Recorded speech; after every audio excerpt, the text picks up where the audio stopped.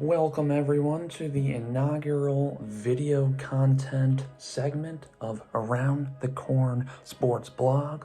My name is Matt, and I'm happy to kick this off and develop the podcast, the sports blog, into something bigger and better. Now, a little bit about me. The last week I had off work. I was on vacation. Went to the western coast of the United States. Beautiful place if you ever have a chance to visit it. The mountains of Utah, absolutely gorgeous. Coronado Beach, another great place to visit in San Diego, California. Fun fact, they filmed the volleyball scene of Top Gun there.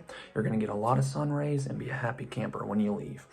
Now, what you've all come for, the sports segment part of the show. A lot of the people that follow Around the Corn Sports Blog are big fans of Colin Cowherd and Around the Herd. So I'm going to kind of structure my video here similar to how Colin does in his show. Now, I'm going to, copycat the segment that he does where Colin was right and where Colin was wrong. And for this particular segment, I'm going to name it Chicken Little. Why? Because in Chicken Little, the sky falls, and everyone freaks out because the sky is falling. They see one bad thing happening and they think it's the end of the world. And that's a lot of, similarities. That's a lot of ways that NFL fans react when their teams lose. You either win and you feel like the best thing since sliced bread, or you lose and the sky is falling. You want to freak out. But in the reality of things, that's not how the NFL season works. One loss doesn't mean the sky is falling. So we're going to call this Chicken Little.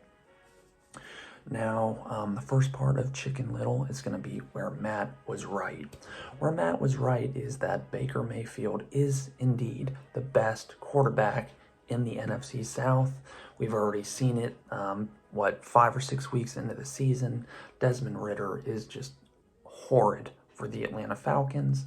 The Carolina Panthers are being the Carolina Panthers. They're 0-6. Bryce Young, he's struggling over there. And finally, Derek Carr, he kind of got, he got embarrassed last 2 weeks ago against the Buccaneers when they lost to Baker Mayfield and the Tampa Bay Buccaneers. So if the season ended today, the Buccaneers are hosting a home division game, or a home playoff game. They're sitting pretty good.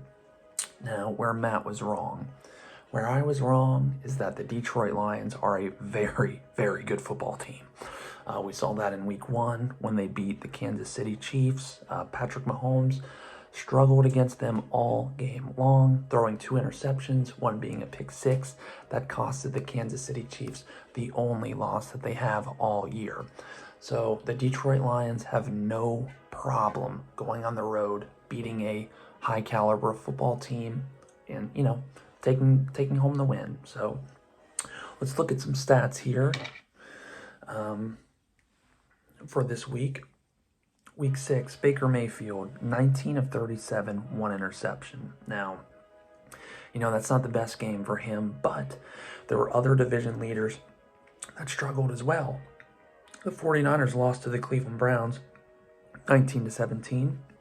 Brock Purdy was 12 of 27 with 1 interception and 1 TD.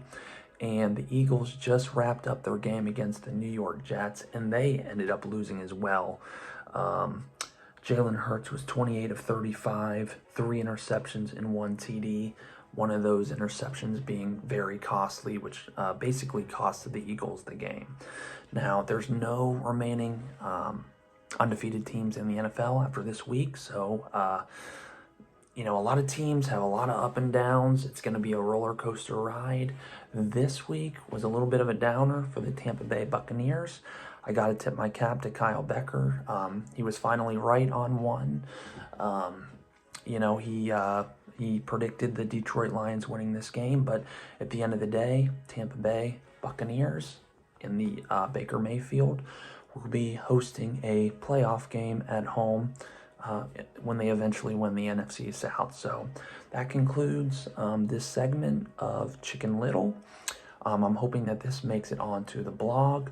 If you haven't already, please just subscribe and follow Around the Corn Sports blog on Facebook, Twitter, YouTube, or wherever you take in the content. Thank you.